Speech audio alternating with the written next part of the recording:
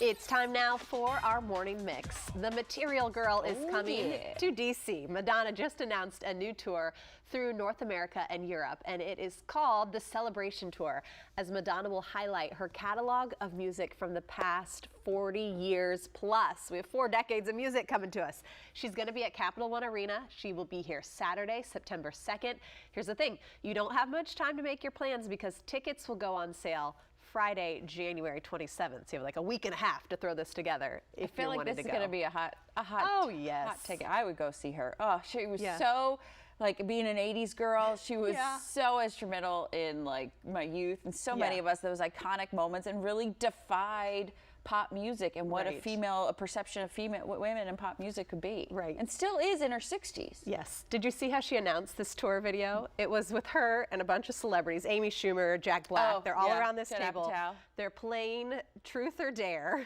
And it is a little, don't watch it with your children. A little racy. Yeah, the dares are a little much. But then at the end, Amy Schumer asked Madonna, hey, I dare you to do your music from the last 40 years on a tour. And so clearly, obviously, it was planned as her announcement. But it's really entertaining. For adults, it's entertaining. Yeah, it's going to be fun and going to be interesting to see her up there performing consistently. Glad she's making a stop here. Yes. We've been passed over a little bit recently from big stars. Glad you're coming, that's for sure. All right, we are monitoring the possible sale of our Washington Commanders. Now, several groups have submitted bids to purchase the team, but none have been as high as current owner Dan Snyder wants. That's according to the Washington Post, which says he wants $7 million of the B for the team. The article also says Amazon founder Jeff Bezos has not submitted a bid, but he could just be waiting to outbid the top offer. We'll see. Remember, Bezos has an estimated net worth of $121 billion, according to Forbes. So what's $7 billion? It's a drop in the bucket. To put that in perspective, Bezos' net worth is more than the top 5 wealthiest NFL owners combined. You can buy whatever team you want. Have you seen the commercial? Maybe not, because you're up more in the Baltimore area. So there's a commercial running saying, get your tickets now for next season, for the Commanders season. And when I see it, I keep thinking, but what's that season even going to look like? Will we even be called the Commanders? Will a new owner come in and change the name? Change everything. So I laugh at that commercial. I guess maybe you'd get good prices on the tickets right now. Well, too, think like the more that season tickets they can sell or whatever, the higher the value of the team goes up. So it's like, come on, buy tickets. I mean, the team will be here one way or another, right? So you're going to get football. But it'd be like, look, we have such a rabid fan base. All these season tickets are sold. Now I want more money for this. Yeah. It's interesting. I do think Jeff Bezos will. I have no inside information. I think he'll come in and be like, all right, here's my offer. I want to see the names that are out there. Because I know others like Byron Allen and others have always expressed interest in this area. Who's put in, for the team. Who knows? Okay, turning to another sport now. The defending champion is already out at the Australian Open. Rafael Nadal injured his left hip during the second round match. He kept playing, but he was clearly impaired. The world's 65th ranked player, American Mackenzie McDonald, ended up beating Nadal in straight sets.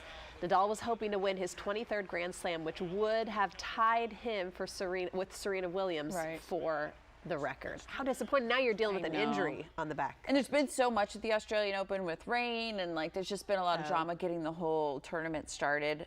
This is his earliest exit in a Grand Slam since 2016. Yes. To go out in the second round for somebody of Nadal's caliber is shocking. Yes. Yeah, very. And then what do you think? I tried to look up some things about the American who beat him, but I didn't see much because he's ranked 65th. There wasn't a whole lot out there. And a little unknown. He's from California. That's all I could find. But now his name will get known a little bit more. People will, it's kind of like you want to beat the champ, but you don't want to beat him that way. Yeah. I mean, it's still great that Mackenzie is going forward, but still, it's kind of like, but he was hurt. I didn't beat him at his full strength. True. True. But we're excited for him. Hopefully the recovery's not bad. I know. He's been dealing with a lot of injuries, Nadal has, so hopefully he can get better and get back out in the court. Yeah. Exactly 70 years after the very first Chevrolet Corvette was unveiled, General Motors is rolling out the first ever hybrid Corvette, the E-Ray. The car's front wheels use an electric motor, and then the back ones rely on a gasoline engine. The E-Ray is also GM's fastest accelerating Corvette model ever. Yeah. It can go from 0 to 60 miles an hour in 2.5 seconds. The Corvette E-Ray's battery pack is mounted between the two seats and is charged as the car slows and brakes. So so you don't have to plug it in. The price for a Corvette E-Ray starts just at $104,000, expected to be sold sometime later this year. I mean, Corvette has such a cult following. People love their Corvettes, so I wouldn't be surprised to start seeing some of these on the road. They said if you were just going off the electric power alone in the car, like you really need the engine because you're only going to make it 3 or 4 miles if you're just going off the electric. But it is funny, it's the fastest accelerating sports car that they said. So, but you always wonder with like the electric, like how efficient can the cars be?